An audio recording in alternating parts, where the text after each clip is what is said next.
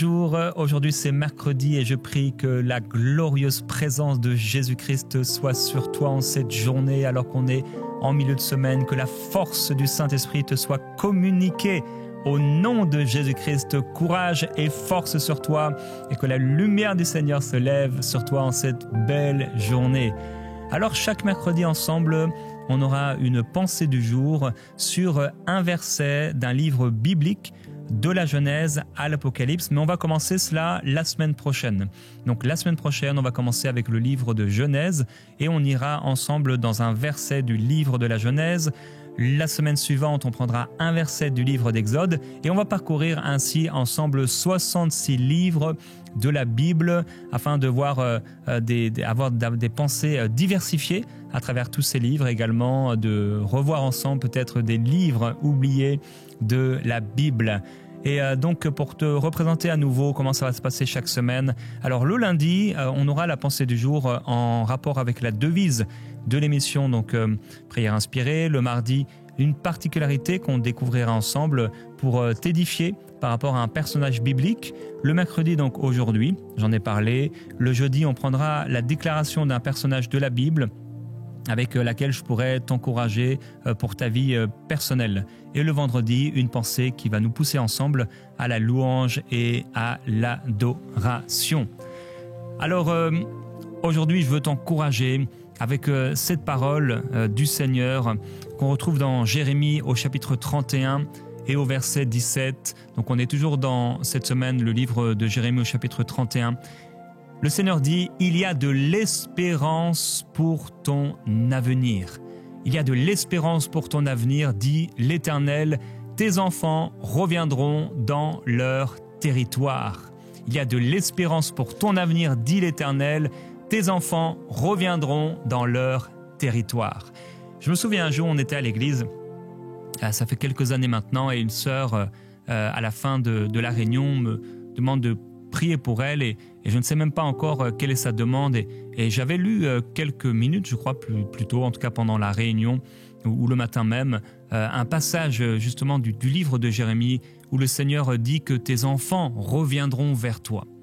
Et alors que finalement il me partage son sujet de prière, je lui dis voilà ce que le Seigneur te dit, tes enfants vont revenir vers toi. Et ces enfants qui s'étaient éloignés d'elle depuis si longtemps sont revenus l'un après l'autre dans les semaines qui ont suivi et il y a eu une restauration de la relation. Dieu veut te dire aujourd'hui qu'il va rebâtir tes relations. Il y a pour toi de l'espérance par rapport à cette relation. Alors, hier, on a parlé de la relation avec Dieu, la relation avec Jésus, que Dieu veut rebâtir lui-même, mais il y a également la relation avec les autres. Parfois, nos relations, bien, avec le temps qui passe, toutes les circonstances, avec les désaccords, ça peut faire mal.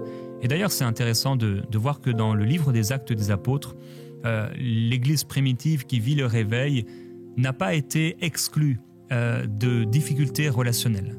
On voit dans le livre des Actes, on voit des désaccords, il y a des malentendus, il y a des difficultés, il y a des conflits internes. On peut voir Ananias et Saphira ou des disputes entre les Hébreux, les Grecs, des désaccords par rapport à la circoncision. On est dans l'Église, mais l'Église n'est pas parfaite. Quelqu'un a dit à partir du moment où on pose le pied dans l'Église devient imparfaite.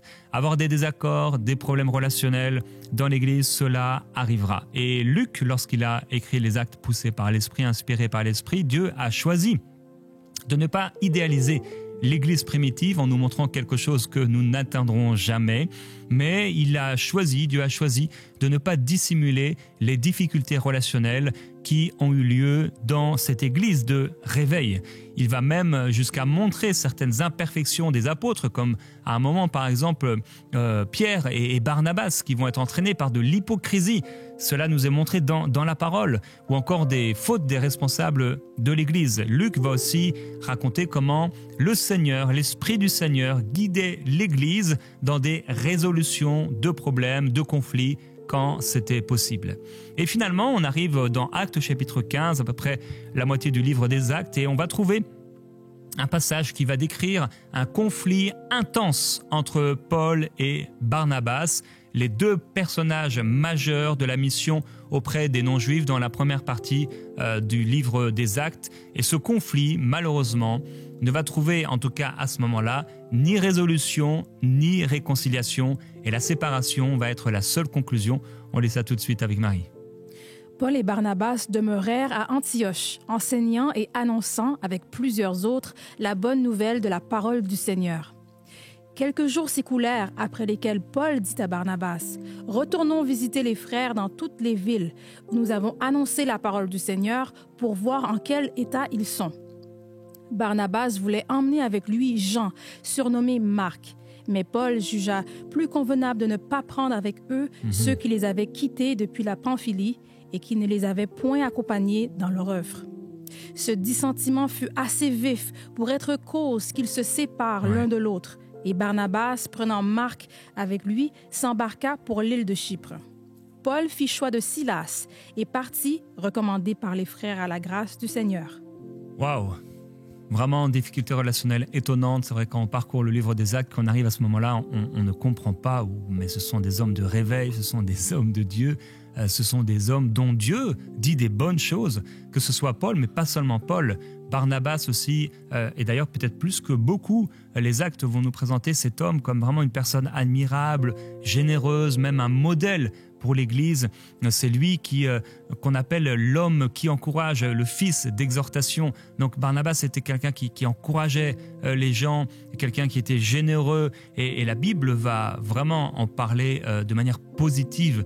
Et pourtant, ce Barnabas, bien que soit quelqu'un de formidable, Paul qu'il soit quelqu'un de formidable, eh bien ce jour-là, bien qu'il soit formidable, qu'il soit de manière générale pacifique, avec cette capacité d'unir, de marcher dans l'amour, eh bien ça ne va pas fonctionner, il va avoir une division. Dans Acte 9, on parle encore même des qualités de Barnabas. Il va jouer un rôle d'intermédiaire en faveur de celui qui va devenir Paul. Donc Saul à Jérusalem, Barnabas le bienveillant, l'intercesseur, c'est le défenseur des personnes en qui personne ne croit. Et il va amener Saul, dont les apôtres ont peur, et il va les amener auprès de lui. Et finalement, grâce à Barnabas, celui qui va devenir Paul va être reconnu par les apôtres. Barnabas sait reconnaître le potentiel des gens, il rejoint son ministère à Antioche et son discernement va laisser place donc au ministère de l'apôtre Paul. Il voit le potentiel et pas les anciens défauts. Pour certains, il voit les défauts de Saul comme étant encore présents, mais Saul est devenu Paul, ce n'est plus la même personne. Mon frère, ma sœur, c'est important de ne pas remettre la personne avec qui tu es en relation dans les péchés d'autrefois. Il est vraiment important pour le bien de ta relation avec cette personne de ne pas remémorer, rappeler sans cesse les erreurs qui ont été commises. Tu dois pardonner. Et si tu as pardonné, tu n'auras pas directement le désir de rappeler les fautes passées. C'est quand nous n'avons pas pardonné que facilement, au moindre problème, à la moindre erreur qui nous est faite, au moindre injustice qui nous est faite, on va rappeler encore l'erreur de l'autre, le péché de l'autre. Cela montre que nous n'avons pas pardonné. Lorsque nous avons pardonné, comme le Seigneur, cette chose est oubliée, elle est laissée derrière nous, bien sûr oubliée, mais notre mémoire se souvient. Mais nous avons fait le choix de ne plus penser et méditer à ces choses parce que le pardon a effacé la dette. Et donc, dans Actes chapitre 11, Barnabas va chercher Paul et il va le trouver. Donc, ils vont aller à Antioche. Pendant une année entière, ils vont participer au rassemblement, aux réunions de l'Église. Ils vont former des gens et là, les gens vont devenir chrétiens à partir du ministère de Paul et Barnabas. Et ils vont être appelés chrétiens parce que ils ressemblent de plus en plus à la manière de faire de Jésus, la manière de faire et de parler de Jésus. Ensemble, dans les chapitres suivants, on va les voir prendre position ensemble pour des sujets importants. On voit Paul et Barnabas voyager ensemble, servir Dieu, travailler ensemble, avoir du succès ensemble. Et celui qui était au départ le leader, puisque Barnabas était au départ le leader, on le voit dans Actes chapitre 11, chapitre 12, chapitre 13, par son statut, sa réputation auprès des apôtres, son ancienneté, il est lui le leader, c'est lui qui dirige, qui conduit les opérations, mais tout à coup, il y a ce conflit qui éclate. On peut le voir à nouveau au verset 39. Ce désaccord fut assez vif pour qu'ils se séparent l'un de l'autre.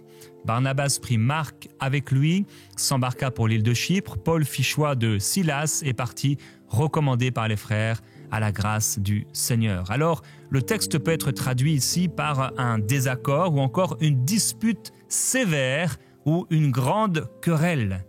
Donc, celui qui avait été mis de l'avant, protégé et défendu, Paul, 6 chapitres plus tôt, va subir cette séparation alors qu'il voulait mettre de l'avant, protéger et défendre Jean-Marc. Donc Barnabas, de la même manière dont il avait défendu Saul et qu'il l'avait présenté auprès des apôtres, il veut faire la même chose avec Marc. Bon, il est de sa famille, mais là ça ne fonctionne pas. Et pourtant, c'est ce Paul pour qui il avait fait cette chose, il refuse qu'on la fasse pour quelqu'un d'autre. Alors il y a dans le cœur de Barnabas certainement un sentiment d'injustice, en tout cas il y a un conflit évident. Ils n'arrivent pas à se mettre d'accord et Paul va utiliser une expression forte semblable à de la désertion en rappelant que Marc les a laissés tomber. C'est vraiment ce que ça veut dire. Il nous a laissés tomber. Alors parce qu'il nous a laissés tomber, on n'a pas à le prendre avec nous. Une chose est claire dans nos relations, nous aurons forcément des désaccords. Donc la question n'est pas de savoir si nous allons les avoir, mais comment on va les gérer. Il est important de gérer nos désaccords avec amour. Dieu regarde la façon dont on gère nos désaccords relationnels. Est-ce qu'on va être des juges ou est-ce qu'on va être des partisans de paix? Est-ce qu'on sera des critiqueurs ou on sera des gens qui condamnent? Est-ce qu'on fera ce que Jésus nous a demandé de faire? Pardonne-leur car ils ne savent pas ce qu'ils font et on va continuer à aimer. Aujourd'hui, le Seigneur veut t'amener à pouvoir pardonner celui qui t'a fait mal. Encore une fois, oui, il y a une femme qui dit « Mais est-ce que je dois encore pardonner ?» Tu dois encore pardonner, comme Jésus a dit aux disciples, même si c'est 70 fois, 7 fois dans la même journée, tu dois pardonner Pierre, tu dois pardonner ma sœur, tu dois pardonner encore et encore maintenant pardonner. Ne veut pas dire qu'on va se mettre dans une situation de danger. Bien sûr, s'il y a une situation de danger, tu vas pardonner, oui, mais tu vas t'écarter, comme Jésus le faisait d'ailleurs. Il s'écartait lorsqu'il y avait un danger et les apôtres faisaient la même chose. Alors, certainement que cette chose vécue comme de l'injustice, d'ailleurs par l'un, par l'autre, va les amener à cette séparation. Paul va devenir d'ailleurs par la suite le leader. Et finalement, Barnabas est par la suite décrit plutôt comme un compagnon. Il y a aussi certainement une différence de personnalité. Barnabas, lui, il est vraiment dirigé par la famille, il veut l'unité, c'est être ensemble. Mais Paul, lui, c'est l'objectif, c'est directif, c'est un fonceur. Et donc, même leur personnalité est différente et ça va créer des conflits. Il va avoir l'incident d'Antioche où Paul va parler d'hypocrisie, que Pierre et Barnabas même a été entraîné par l'hypocrisie de Pierre. En tout cas, la relation entre Paul et Barnabas s'est certainement détériorée progressivement et de manière imperceptible sans qu'ils en aient parlé. Ils n'en ont pas parlé. Je prie aujourd'hui que tu puisses parler avec cette personne au nom de Jésus-Christ. Le Seigneur dit, si tu sais que ton frère a quelque chose contre toi, va le voir.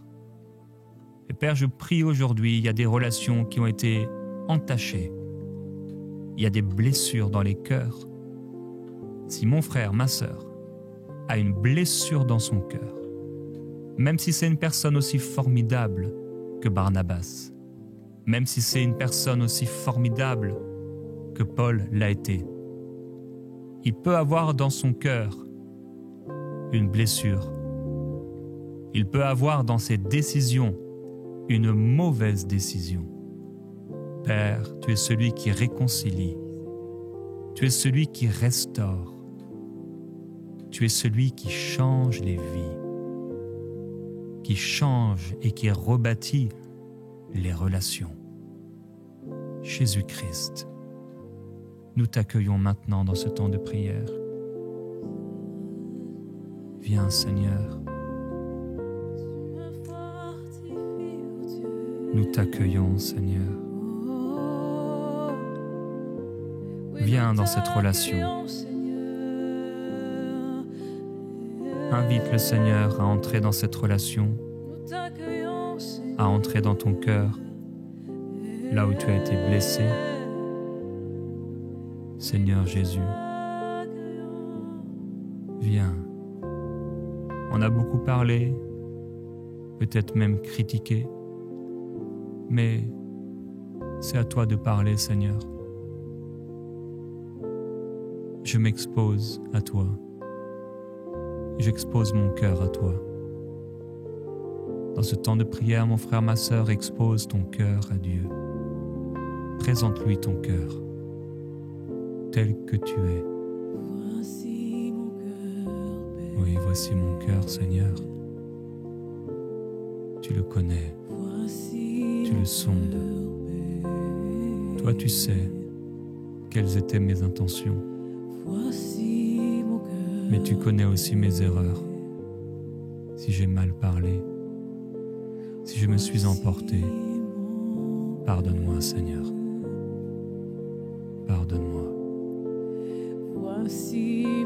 Tu vois cette relation, mon frère, ma sœur? Il y a eu du dégât. Si tu as commis quelque chose de mauvais, demande pardon au Seigneur. C'est la porte d'entrée vers la restauration. Sur des ruines, le Seigneur rebâtit. Il est capable de le faire pour quelqu'un. Il le fera pour toi. Le Seigneur le fera pour toi. Je le crois. Il le fait pour toi. Seigneur Jésus-Christ, je pardonne. Je pardonne. Pardonne à cette personne qui t'a fait du mal. Pardonne à cette personne qui a été injuste envers toi. Pardonne à cette personne qui t'a critiqué. Seigneur, je pardonne comme tu m'as pardonné. Je pardonne et je choisis d'aimer comme tu m'as aimé. Seigneur, quelqu'un dit, je ne peux pas le faire, mais je prie, Père, avec ton amour, c'est possible. Ce n'est pas elle avec son amour, avec ses capacités, mais toi en elle, toi en lui, dans son cœur, tu la rends capable, tu le rends capable d'aimer celui qui devrait être méprisé. Tu rends capable d'aimer et de pardonner l'impardonnable. Il n'y a rien d'impardonnable pour toi, si ce n'est le péché contre l'esprit. Mais tu pardonnes, Seigneur, encore et encore et encore et encore. C'est toi qui as pardonné Pierre d'un simple regard. Il a réalisé le poids de son reniement, effondré en larmes, se sentant rejeté, condamné par l'ennemi, dans l'incompréhension. Mais tu ne l'avais pas condamné, tu ne l'avais pas rejeté. Au contraire, tu t'es présenté à lui, lui offrant la paix, lui offrant le Saint-Esprit, lui donnant l'autorité de l'Église, choisissant encore de bâtir sur Pierre, lui préparant à manger sur la rive. Jésus-Christ, qui est comme toi? Tu t'es présenté à lui pour discuter avec lui, pour manger avec lui. Père, je prie pour quelqu'un qui mangeait avec son ami. Et aujourd'hui, il n'y a plus de repas. Aujourd'hui, il n'y a plus de moments agréables. Aujourd'hui, le repas est devenu un moment de solitude. Les moments agréables sont devenus des disputes, des silences, des échanges froids, des échanges durs, difficiles à lire, à entendre. Mais Seigneur, encore, tu es capable de restaurer, de rebâtir. C'est toi qui rebâtis les relations. C'est toi, Seigneur, qui fais toutes choses nouvelles. Tu l'as fait, Seigneur, pour Paul et Barnabas, puisqu'au bout d'un moment, les voici réunis. Les voici réconciliés. Les voici te servant ensemble. Voici Paul faisant appel à Barnabas. Barnabas travaillant avec Paul. Seigneur, le temps a amené ton œuvre dans les cœurs, une œuvre parfaite et accomplie. Père, je prie pour cette relation.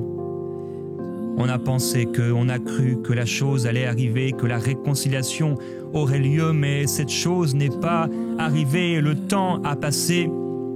Mais je crois, Père, quelqu'un a dit que le temps répare les cœurs, mais c'est toi qui répares les cœurs. Tu répares les cœurs, Seigneur. Oui, viens rebâtir la relation. Merveilleux Jésus-Christ. Je prie pour un parent dont l'enfant s'est éloigné. Le cœur de ce parent est déchiré. Il l'a aimé. Il en a pris soin autant que possible. Il l'a nourri, elle l'a nourri. Et voilà ce fils, comme le fils prodigue, mais qui est encore loin de la maison, allant manger avec les prostituées, allant perdre son argent avec les prostituées, les gens de mauvaise vie. Le voilà loin de toi et loin de son parent, loin de sa maman, loin de son papa. Père, tu as dit dans ta parole, il y a de l'avenir, il y a de l'espérance pour ton avenir. Il y a de l'espérance pour ton avenir. Tes enfants, tes fils reviendront dans leur territoire. Je déclare au nom de Jésus-Christ que les fils, les filles reviennent vers leurs parents. Père, je me tiens en intercession pour ce fils, pour cette fille. Au nom de Jésus-Christ, je prie, Père, qu'il y ait une restauration. Je prie pour cet enfant, même s'il a grandi, quel que soit son âge. Au nom de Jésus-Christ, ouvre ses yeux, donne-lui une révélation. Père, il y a des enfants qui sont encore là dans le territoire, ils sont encore là dans la maison, mais c'est comme s'ils n'étaient plus là. Ils deviennent comme des fantômes, ils deviennent comme des ombres, ils viennent pour manger, ils retournent dans leur chambre. Père, je te demande, s'il te plaît, d'intervenir. Tu es le Dieu de miracles, tu es le Dieu de résurrection, tu es le Dieu qui rebâtit sur des ruines, tu rebâtis sur des ruines, tu rebâtis. Oh Père, là où l'adolescent, là où l'adolescente claque sa porte, la porte de sa chambre, là où elle met ses écouteurs maintenant dans la maison, là où elle parle avec on ne sait qui. Oh Dieu, on te demande, s'il te plaît, interviens. Père, tu es le Dieu des miracles. Père, cette émission aujourd'hui, elle est là pour un miracle. Tu l'as voulu pour un miracle. Cette prière est faite pour un miracle. Oh mon Dieu, interviens, glorifie-toi en un instant, en un moment. Change son cœur, parle à son cœur. Touche son cœur, guéris son cœur, parle à son cœur, Seigneur. Il suffit d'une parole, il suffit d'un toucher, il suffit d'un moment avec toi, il suffit d'une révélation. Père, même si Paul et Barnabas se sont écartés, éloignés l'un de l'autre, oh, il suffit d'un toucher, il suffit d'un moment où la conscience est éveillée, où le cœur s'ouvre et la repentance vient. Merveilleux Jésus-Christ, fais-le dans ce cœur, je t'en prie. Fais-le dans le cœur de cet enfant. Fais-le dans le cœur de cette épouse qui s'est éloignée. Fais-le dans le cœur de cet époux qui a commis l'adultère, qui a commis l'irréparable. Oh Dieu, tu es capable de le ramener à la raison. Tu es capable de la ramener à la raison. Tu es capable de la ramener à l'amour. Tu es capable de le toucher. Oh Dieu, là où on a dit que c'était des ruines, là où on a dit que c'était des cadavres, là où on a dit que c'était le divorce, là où on a dit que la relation ne pourrait plus jamais être ce qu'elle était. Père, tu dis non, il y a de l'avenir, il y a un avenir pour toi, il y a un avenir rempli d'espérance. Oh Père, je prie pour le rétablissement, je prie pour la réconciliation, je prie pour la transformation de cette relation.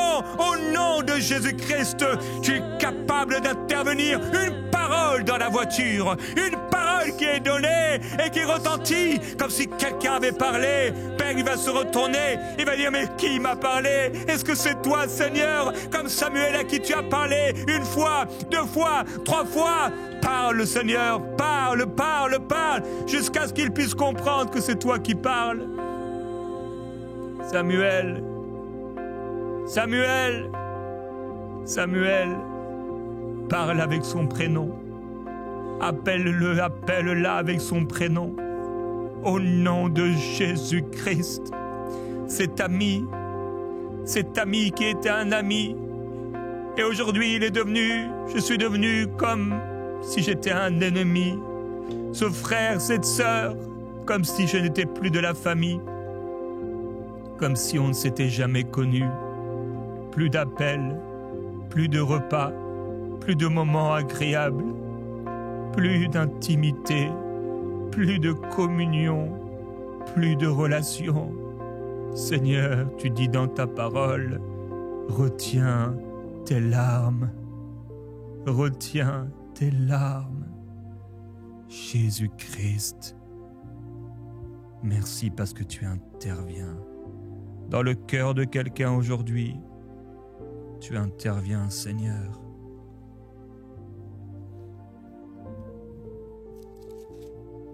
On entend des cris à Rama, des sanglots, des larmes amères. Rachel pleure sur ses fils. Elle refuse d'être consolée sur ses fils car ils ne sont plus.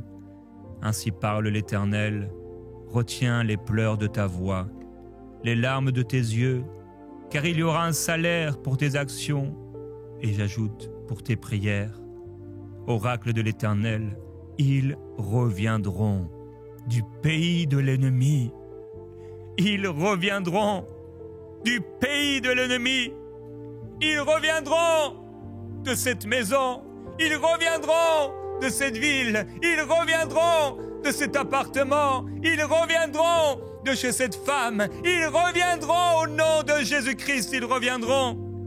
Il y a de l'espérance pour ton avenir, oracle de l'Éternel.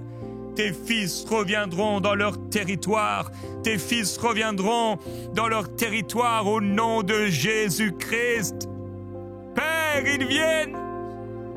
Il revient à moi. Elle revient vers moi. Au nom de Jésus. Je le déclare, mon frère, ma sœur. Saisis-le dans la prière maintenant.